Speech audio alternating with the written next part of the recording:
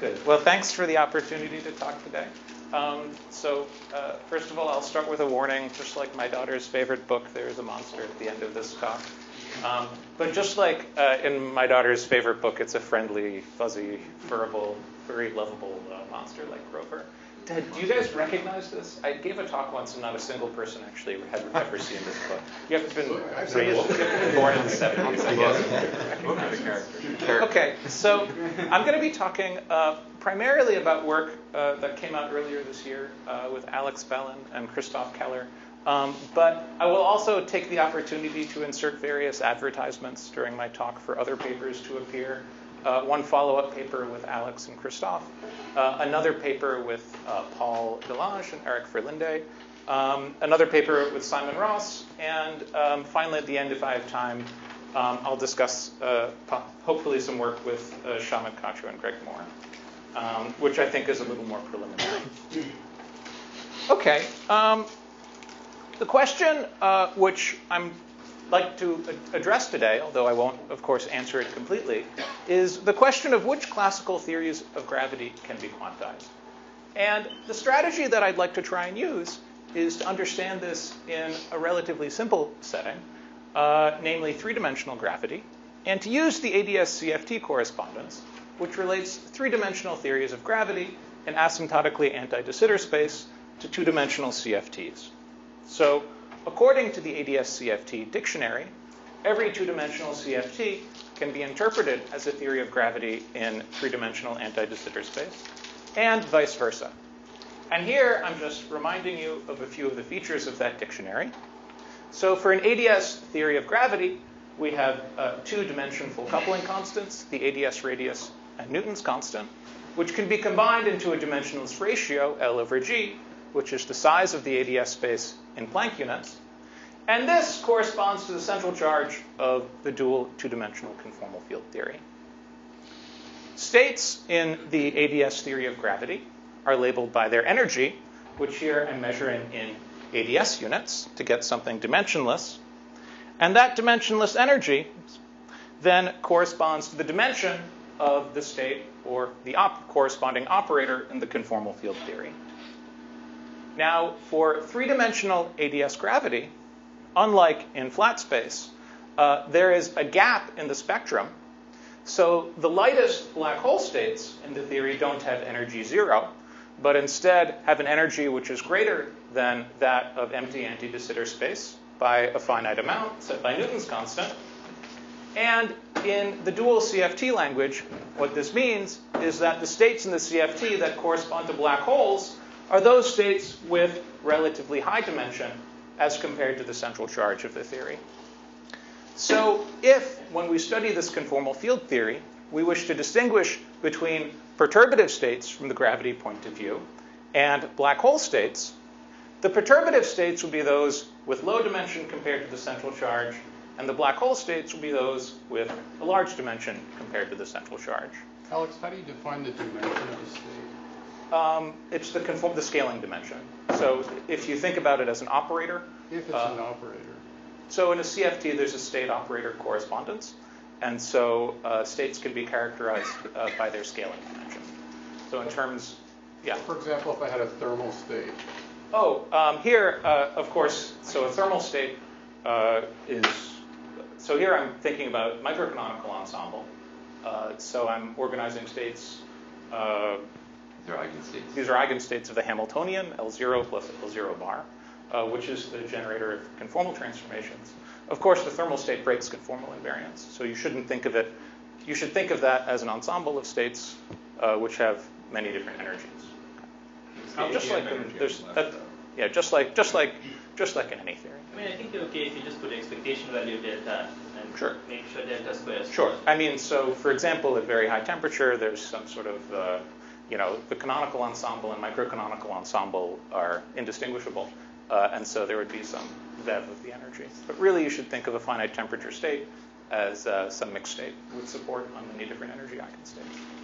Alex, you're also using delta to represent the whole tower, right? The full representation generated by the primary. So I haven't been terribly specific here. Yes, so by a black hole state, we really usually think of those as primary states in the CFT. And then the descendant states built on top of that, well, descendant states in the bulk point of view are essentially gravitons. So you would think of a primary state as a black hole, for example, or as some sort of new degree of freedom, and descendant states as a set of gravitons, or what are called boundary gravitons, dressed on top of this black hole state, for example. Okay. Sorry, I have one more question. So when we have ADS3 in string theory, we do actually have 10D black holes, which have energy smaller than that value. Yeah, so for example, there can be all sorts. So these are the three-dimensional black holes. So these are the BTC black holes. But of course, there can be all sorts of states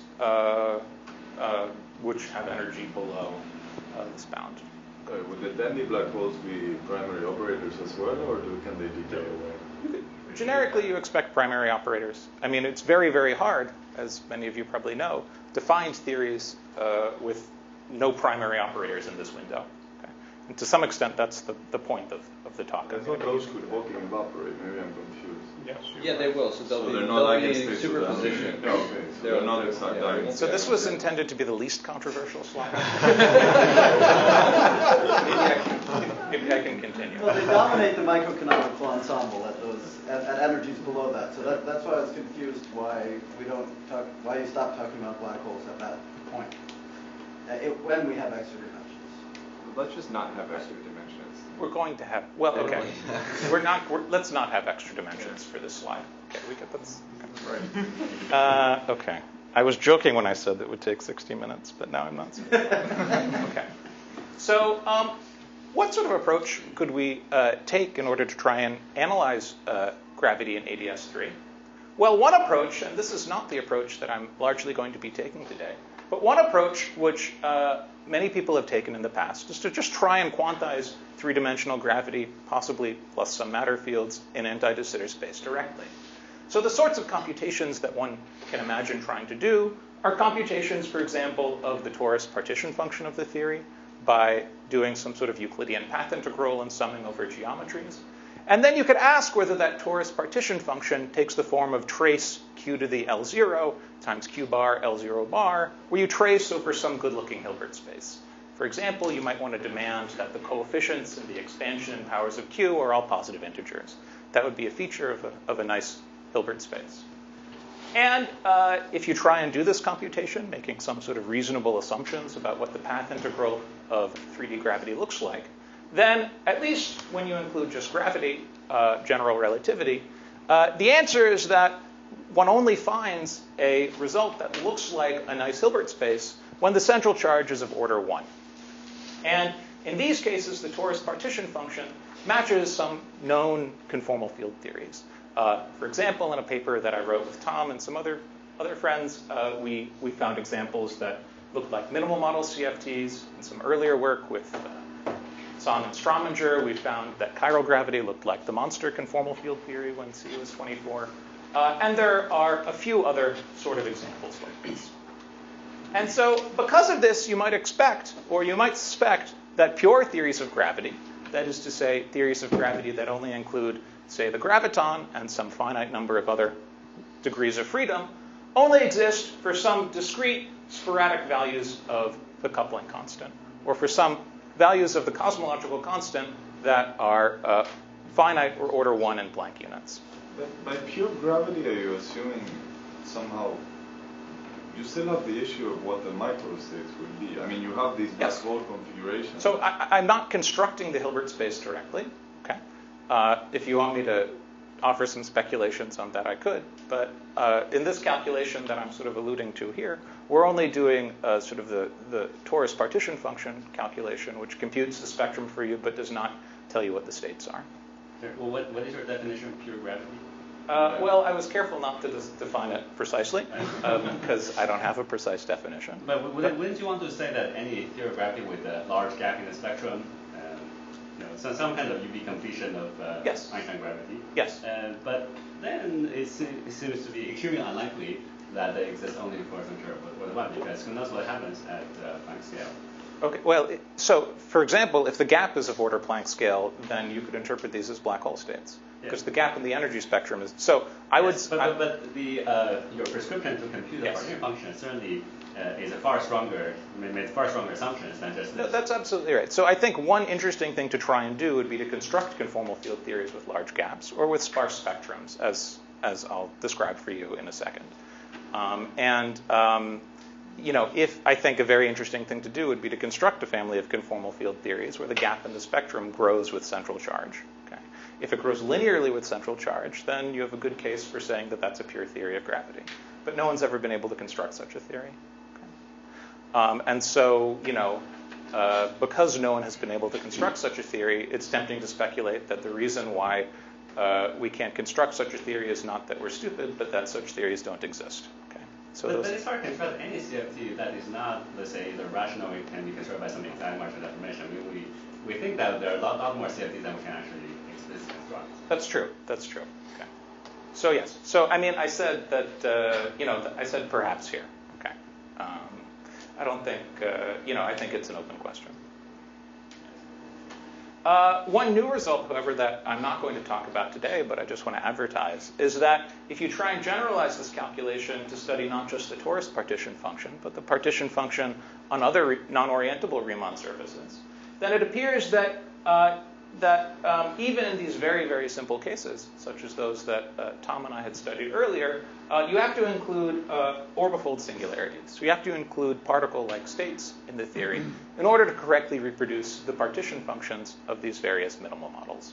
So what that means is that even though you thought you were studying just a theory of gravity, in order to get everything to work out, to match with the conjecture dual conformal field theory, you have to include other states in the theory, things that look like they have new degrees of freedom associated with them. So you call these non-smooth saddles particles because you can get them by sticking in Wilson lines in the I get them because I call them particles because I get them by sticking in orbifold singularities. By including geometries with orbifold singularities in the path integral. In 3D gravity, a conical deficit on orbifold singularity is what looks like a particle. Okay. And they're definite orbifolds, some definite class of orbifold? That's correct.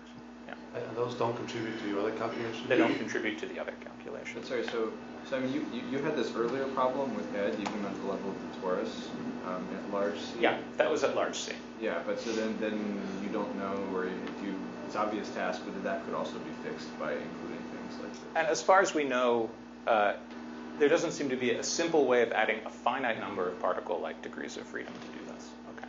If you add an infinite number of degrees of freedom, you can kind of do whatever you want. Okay. But even in the case of torus, there are other candidate geometries. For example, we can have a cusp. That's right. That's right. That's right. And that contribution could be there. That's nothing we can. I mean, we can discuss that later. I mean, again, if you add a cusp, that's like adding new particle degrees of freedom. Okay. Maybe I'm not quite. So yes. Not really. In order to try and. It's a smooth geometry with the same asymptotics. Well, you've removed the point. You have to put some boundary conditions. Naively, you would say it's not a solution, right? No, why do you say it's not a solution? I mean, the volume, the regularized Einstein are actually fairly finite. You're not changing the exponential growing part. You're adding something that's. Well, you have to impose some boundary conditions at the cusp. Maybe this is not what I was planning on talking about today. So maybe we can defer this. Okay, good. Or by defer, I mean not talk about it. Good. So what I really would like to try and do is not study the bulk theory of gravity directly, but instead try and understand semi-classical gravity. And I'd like to do so by considering a family of conformal field theories labeled by some parameter n, which has a large central charge limit, so that when you take n to infinity, c goes to infinity, and you have some semi-classical theory of gravity. Remember, the central charge is the coupling constant of the bulk theory. So what I'd like to do is try and understand, study general families of conformal field theories, and try and ask how to think about them as bulk theories of gravity. Okay. So the simplest thing that you could look at is the spectrum of the theory, say theory n, as a function of delta. And we know that when delta is very large compared to the central charge, we'll get Carty growth, because of Carty's formula. And this reproduces the black hole entropy formula in three-dimensional ADS. Instead, what I would like to do is not look at the black hole sector of the theory, but look at the perturbative states in the gravity theory. And I'll do that by studying this density of states when the dimension delta, the energy, is small compared to the central charge. Okay? So, for example, you could imagine in this family of conformal field theories keeping delta fixed and sending C to infinity. Or having delta scale with C in some way so that delta stays less than C in the large central charge limit. Okay. So if I hand you a family of CFTs, you can study this density of states. And you could ask what this density of states looks like, and then try and interpret that density of states from the bulk point of view. So if you find that the log of the density of states grows like the square root of the energy, then that is the characteristic growth of gravitons, boundary gravitons, in three-dimensional anti-de Sitter space. One comment I'll make is that this looks a lot like Carty's formula, because you have a square root of delta. But the difference is that in Carty's formula, the coefficient is proportional to the central charge. But for graviton states, the coefficient is proportional to 1 rather than the central charge. It's of order 1. So this density of states is actually the characteristic growth in the density of states of a two-dimensional field theory. And that's because the graviton states in anti-de Sitter space are localized at the boundary. And so they have the characteristic growth of a theory in 2 dimensions rather than 3 dimensions. They're usually called boundary gravitons or topological gravitons for that reason. If you have a theory with a local degree of freedom, say a quantum field theory in 3-dimensional anti-de Sitter space, then you would get a slightly higher growth in the density of states, again where delta naught is of order 1. And so this, for example, would be the characteristic growth of a scalar field in anti-de Sitter space. Or if you imagine some compactification down to ADS3 on some space M, whose volume stays fixed as you take large central charge, then you would get a more rapid growth in the density of states. However, for all of the simplest conformal field theories that we think have ADS duals, you actually, in fact, find a much more rapid growth in the density of states. What you find is that the density of states has Hagedorn behavior, where this parameter delta naught sets the Hagedorn temperature. And this is the characteristic behavior of a string theory. And the parameter delta naught, the Hagedorn temperature, then sets the string length. What if the theory is an M theory where there are no string theories? Well, in that case, so if you fix the size of the compactification manifold, as you take the semi-classical limit, you would get this answer here with D equal to 11. That would also be a consistent spectrum. Sure. Yeah. Sure. Yeah. But you left out the 10D black holes. Okay. It says delta much less than C. Yeah. So You do have delta much less than C. You dominate all the way to delta over C, so inverse power over C. Do you mean delta minus C is There's some one over string C? No, they can have a mass of. There's some dimension for which the string states dominate. That's where you see this. Yeah. There's a string scale which is right. I think that depends on couplings whether that Yeah. dominates. But the black holes. I mean, I'm taking a semi-classical C goes to infinity limit, so you could just as easily call these strings black holes at the correspondence. But then For they have weakly different- coupled string theory, there is a regime where the strings. Yeah, that's true. But then but they would have a different density of right. states. I didn't say that this was a complete list of all possible densities of states that you could find. I said this was a list of a possible density of states. You're implicitly assuming that rho n of delta is insensitive to n when delta is much less than C. Good. Okay. Thank you for that question. So, of course, we can't just take any random family of conformal field theories with a large central charge limit. We have to impose some constraints on this family of conformal field theories. And our strategy is to find some natural set of constraints to impose on the family of conformal field theories, and then understand what the implications of that set of constraints are going to be for these densities of states. So the most basic requirement that I could imagine imposing is the one that she just asked about, which is that what we want to demand is that when you take the n goes to infinity limit, keeping the energy of the state fixed, then the density of state should become insensitive to n, large n. And moreover, I'd like to demand that it's finite. simply because this quantity, which I'm calling rho infinity, is precisely the semi-classical spectrum in the limit where I send Newton's constant to 0. And I'd like to demand that the number of states below a given energy remains finite in this semi-classical limit. And the result that I want to advertise today is that at least for a very simple case, a very, very simple family of conformal field theories, imposing this condition is enough to imply that the density of states will become Hagedorn. Okay? So this is not necessarily something that we expect for a general family of conformal field theories, but arbitrary two-dimensional conformal field theories are very hard to study. So the strategy that I'm describing today is one where we just focus on a simple family of conformal field theories and understand what the constraints of having a well-defined large central charge limit imply for the density of states of the theory. Okay. So it's tempting to speculate that we can draw lessons for this for more general families of conformal field theories. So perhaps it's the case that theories with only a finite number of local degrees of freedom in ADS exist only in sort of sporadic cases when the central charge is of order 1, and that all of the generic theories of quantum gravity with a semi-classical limit have an infinite number of degrees of freedom. So for example, this Hagedorn density you could try and interpret as associated with some spectrum of extended objects. I don't think we have any incredibly strong evidence one way or the other, but at the very least, for a very simple family of conformal field theories, we see that just imposing a well-defined large central charge limit does constrain the spectrum of the theory. Okay. So what's the family that I would like to talk about? Well, let's first ask how it is we can construct a general family of conformal field theories with large central charge. So what I'd like to do is I'd like to begin with some seed conformal field theory.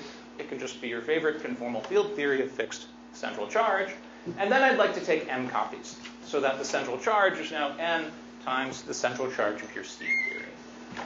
Now, of course, this has far too many states for what I called rho infinity to remain finite in the large n limit. It has of order. So here, I've just written down a simple example of a candidate partition function. And you can see that it has of order n states at dimension 1, order n squared states at dimension 2, and so on and so forth. However, we can take advantage of the fact that this theory has a large global symmetry. The global symmetry is Sn, the set of permutations of the n field theories. And what we would like to do is to project onto the singlet sector of some subgroup of that permutation symmetry. And if you think about it, the only way to project onto the singlet sector of some global symmetry and still have a local stress tensor is if you gauge this symmetry. And this is really why holographic conformal field theories are gauge theories. The only way to project onto the singlet sector of some large symmetry group, of some symmetry group, and to still have some local dynamics is if you gauge that symmetry. In the case of 2 dimensions, what do we mean by gauge? Well, what we mean is orbifold. We're talking about a discrete symmetry, and so you project onto the singlet sector of that symmetry, and you have to add new states, which are the twisted sector states, in order for the theory to be consistent.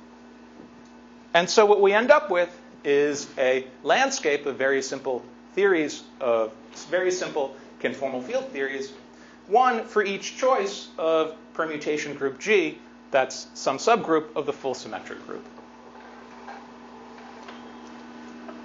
And its modular invariance is still guaranteed when you do this projection? Well, if you do the projection without adding twisted states, then modular invariance is not guaranteed. So you're the purpose of the twisted states is to restore modular invariance. So you're including the risks. Yes. I'm sorry, Alex, this condition that rho singlet, or the perturbative states are finite as n goes to infinity, is that precluding a compact manifold that blows up as you take the ADS? Indeed. So you're insisting on the Indeed. compact manifold saying Absolutely. finite sizes. Absolutely. Okay. Absolutely. Okay. And so what's the basic idea? The basic idea is that you introduce twisted states, and that as you scan over all possible gauge groups over all possible orbifold groups. You need the orbifold group to be big in order to project out enough states to keep rho infinity finite. And it turns out that it has to be so big that the twisted states lead you to a Hagedorn density of states. So there have been enough questions that I won't go through the proof of that. You can sort of imagine how it goes just by staring at this formula here. You can see that in order to project out the states at energy 1, the size of the group has to be at least n, because there's order n states here. At energy 2, the size of the group has to be at order n squared, and so on and so forth. So it has to be a pretty big group. So can I just make one comment? So when you say construct generic large CCFTs, you really mean construct a very special class of large CCFTs. Right. I mean, essentially, these are free conformal field theories, in a sense which I'll make, precise. Okay. And similarly, I would say why some sets of holographic CFTs are gauge theories. Okay, that's fine. Yeah, that's fine. I mean, obviously, it would be much more interesting to study more interesting theories, but these are the theories for which we can make interesting statements right now. Okay. And so I won't go through the proof, but roughly speaking, the idea is contained in this picture here. So we scan over possible gauge groups. So here, the orbifold group is getting more complex as we move to the right here. And then if the orbifold group is too small, you just have an infinite number of states in the singlet sector, and but you have no states in the twisted sector. As you increase the complexity of the group, the singlet sector gets simpler, but the twisted sector gets more complicated. And if you work it out, it turns out that the twisted sector will always have at least a Hagedorn density of states with a Hagedorn temperature that's of order 1 in ADS units. So these would be theories where the string scale is equal to the ADS scale. Okay, so moreover, you can study the correlation functions in the theory. And it turns out that in the large n limit, these correlation functions will generally factorize, in the sense that any correlation function will be a sum of Witt contractions plus corrections that are suppressed in the large n limit. However, in order to get this large n factorization, we need to impose some additional conditions on our permutation groups. In particular, what we need to do is demand that this permutation group acts democratically in a sense that we can make precise, but that I don't want to go through in too much detail. So what it means is that, in a sense, in the large n limit for all of these theories, in the bulk, they just look like some sort of generalized free field theory, plus some corrections that will depend in more detail on the seed conformal field theory and the choice of permutation group. So I think I'll skip through the proof. But roughly speaking, the idea is that if you look, the idea is that you first demand here. The idea is that you first demand that the singlet sector partition function, that the singlet sector density of states is finite, and that implies that if you think of the cycle decomposition of an element in this permutation group, well, actually, maybe I'll say one or two more words. The essential idea is that the untwisted sector partition function is determined by the statistics of the elements of your permutation group G. In particular, any element of your permutation group can be decomposed as the product of a bunch of cycles in Sn. And it's the statistics on the space of cycles that determines whether your untwisted sector partition function is finite. So in particular, one of the things that you can show is that in the large n limit, the average number of I cycles for any finite number of I for an element of your group has to remain finite. So for example, for the symmetric group, the average number of I cycles is 1 over I. Okay? The average number of 2 cycles in a random permutation is 1/2. For a general permutation group, in order for rho infinity to be finite, those numbers can be different, but they have to remain finite. And if you think about it for a second, the only way that this can happen is if there are cycles of arbitrarily large length in the large n limit. Okay? But once you have cycles of arbitrarily long length, you can think about the twisted sectors associated with those cycles, and that immediately leads you to a Hagedorn density. The idea is that when you're in a twisted sector, the spectrum looks like a conformal field theory with a central charge that's larger by a factor of I, where you twist by a cycle of length I. And so you have a Cardi growth in that sector. But the full density of states is found by summing over all possible twisted sectors that the states could come from. And that's dominated by a saddle where the size of the twist I depends on the energy of the state that you're looking at. So for example, as you look at a higher and higher energy state, the typical state of that energy will be a twisted state with a twist length that's proportional to the density, to the energy of that state. And so if you just look at that saddle point, that gives you a Hagedorn growth. Okay. Now, of course, the size of the twist can't be bigger than n. So that means that if you look for states with dimension much larger than n, much larger than the central charge, then in fact you don't get this Hagedorn density of states. Instead, you go back to the Cardi regime. So there is a regime where you have a Hagedorn density of states, but when the dimension is large compared to the central charge, that is to say, when you're with states that you would interpret as black holes in the bulk, that Hagedorn density goes over to a Cardi density of states. So the Hagedorn transition is the Hawking-Page phase transition in these theories. Good. Let me just talk in a bit more detail about one particular example in this class of theories, which is a simple example that many of you probably know quite well. This is the example of the symmetric product orbifold, the SN orbifold, where you orbifold by the full permutation group. In this case, it's convenient to work with what we usually call the grand canonical partition function, where in addition to the chemical potential Q that is conjugate to the energy of the states in the theory, we introduce a chemical potential P that's conjugate to N.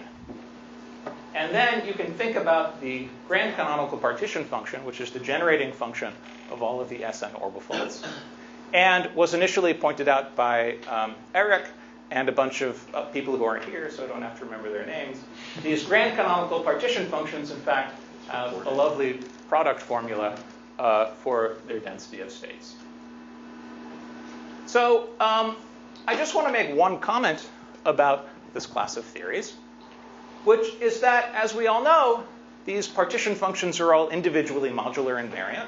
Under tau goes to -1 over tau, which gives us a Cardi formula. And this Cardi formula is valid when the central charge is fixed, but the dimension of the states that we're studying is large. But if you look at this product formula right here, and if you forget about that term right there, then this product formula looks like it's invariant when you switch P and Q. So it looks like it has a symmetry where you interchange the temperature with the chemical potential that's conjugate to N.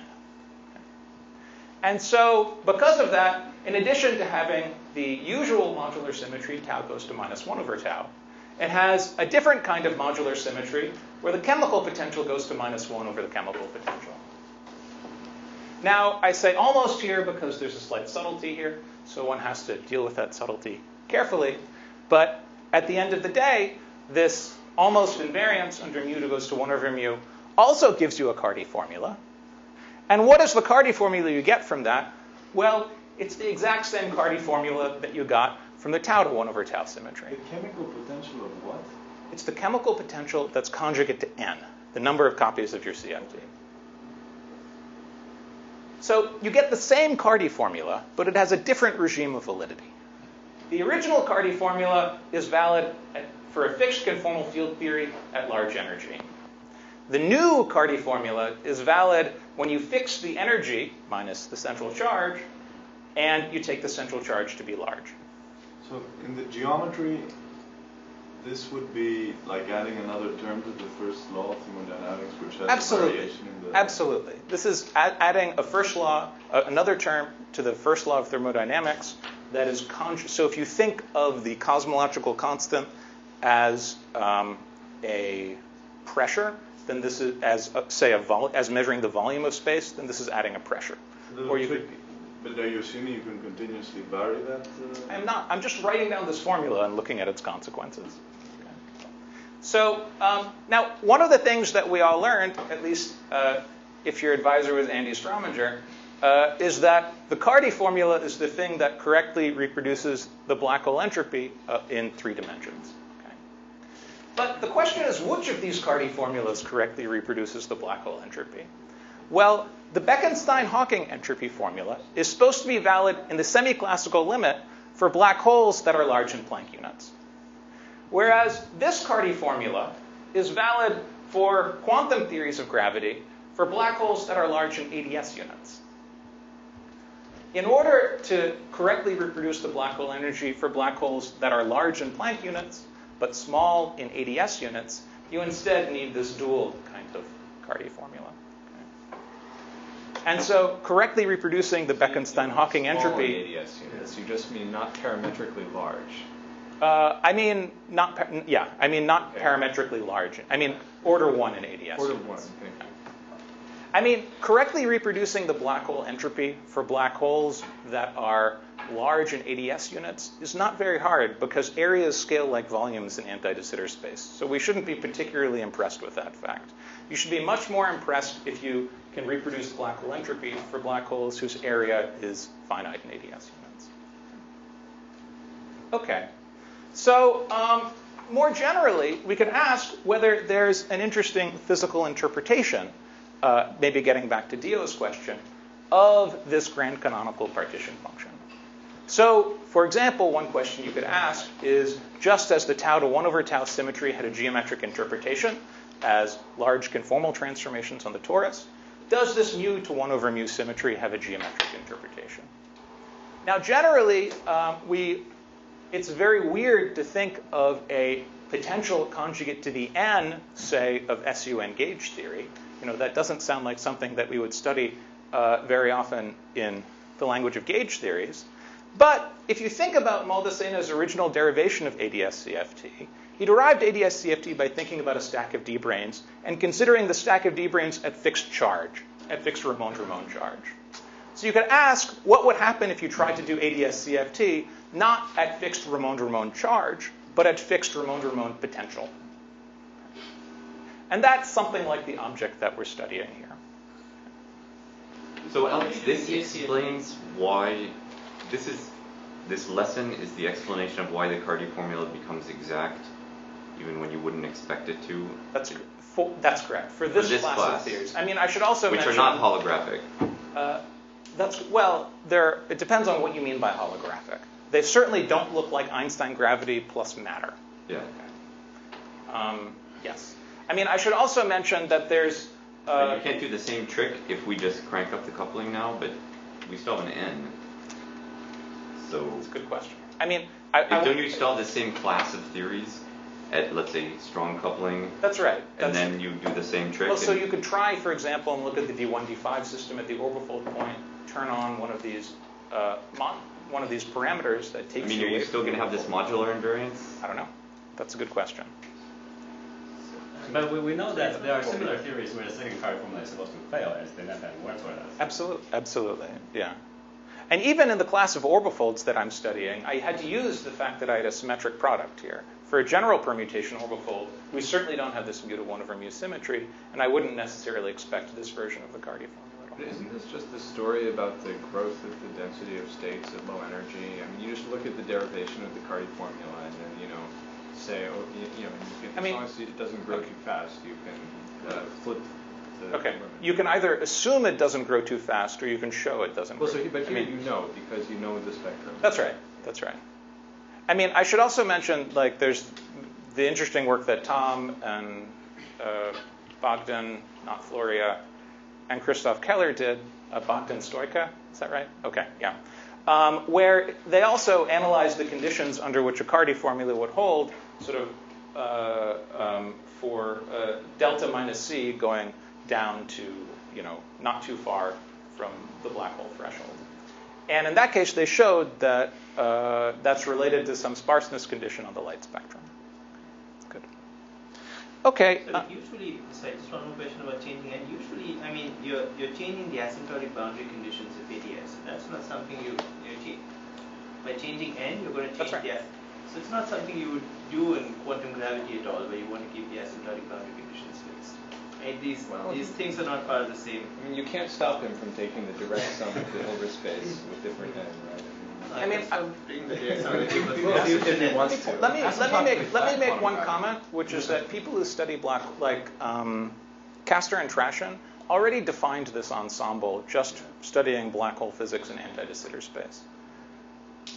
And they reinterpreted black hole entropy as black hole enthalpy, which is a quantity that you define in this ensemble where you're not at fixed cosmological constant. That's why I don't. Let's let Alex make whatever comments he wants to make in his final 2 minutes. Okay.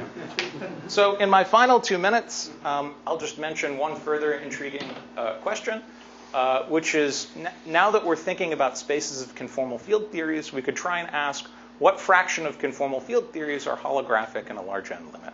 Okay. And so one simple family of conformal field theories that you could study is the set of free bosons on a lattice. You could imagine free bosons on n free bosons and Rn modded out by some lattice. So you could try and study that the space of possible lattices. Unfortunately, all of those theories are going to be not holographic in the sense that the density of states increases too rapidly with n. But if you consider orbifolds of these theories, then it is possible to get theories that are holographic. So this is, in fact, a generalization of the family of permutation orbifolds that I was discussing before. You can think of a permutation orbifold as the orbifold of some lattice of free bosons, for example, by the set of permutations, which is some automorphism of the Zn lattice.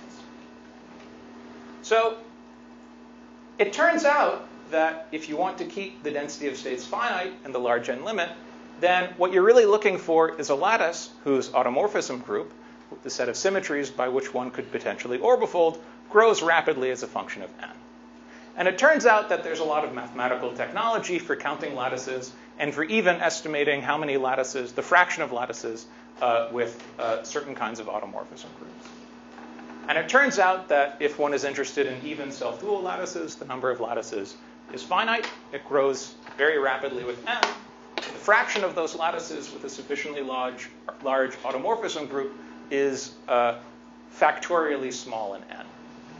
So you could possibly interpret this mathematical fact as telling you that in the space of possible conformal field theories, very few of them have holographic duals. So with that, I'll stop. Thank you.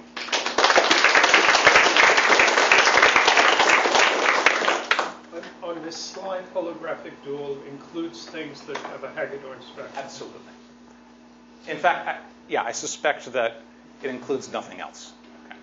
So, something that I'm a little confused about here, in most of the concrete examples that we know that are holographic in the more strict sense, that the ADS radius is much bigger than the string scale, they have a large compact dimension and wouldn't satisfy your finiteness criterion. Well, there are a family of theories. Well, you could certainly consider theories where the size of the compactification radius stays finite as you take n to infinity. But I suppose you want to think about families where it grows with n. Well, do you know any examples that are really well established where the radius stays finite? Certainly the best studied examples are ones where the radius grows with n. I think that... I thought DeWolf and friends had some examples. DeWolf and friends claimed that they could have a radius that grew with n but more slowly than the ADS radius. Right. Okay. I personally don't think that's correct, but that's for me still a controversial point. But even then, it grows with n. Right. So it wouldn't satisfy your criterion. Do you believe in KKLT without the uplift? No. Yeah. No, without the uplift? Sorry? Without the uplift. Just the ADS. Just the ADS 4 times the small Columbia. Well, it certainly looks more reasonable without the uplift, yeah. Let's have maybe one more question or comment. Go for it. So there's another measure on this, or I don't know if it's the same measure on the space of 2D as CFTs, which is the Zamolodchikov metric. Is that the same as this? Implicitly, yes. Implicitly, yeah. I mean, there's some statements about measure. In order to make this statement, I have to use a particular measure, and I have to convince myself that it's the right measure. And the way I convinced myself is observing that it's basically the same logical measure. Oh, wait, sorry. There's a logical measure versus exact Markov deformations, which will be really broken by the automorphism. I mean, the automorphism. I'm looking at a measure on a space of lattices. Okay, I'm counting the fraction of lattices which have this property that I could orbifold them. And the space of lattice is a continuous space. But I also said very quickly I was looking at even self-dual lattices, which are some discrete set of points, and I'm counting such lattices. But but in the continuous moduli space of lattices, the moduli space of Nurian compactifications, the automorphism group of a lattice. Sorry, even self-dual, definite signature or indefinite signature? Definite signature. Oh, okay. Then what was I going to say? Then the point is that you have to treat each of these lattices not as a point in that moduli space, but some sort of orbifold point. And the order of the orbifold is the size of the automorphism group. Sorry. So, all right. I think we're about to move on to the second half of this talk. It's an obvious statement if you think about it, but when I say it quickly, it sounds mysterious. All right. Thank you very much.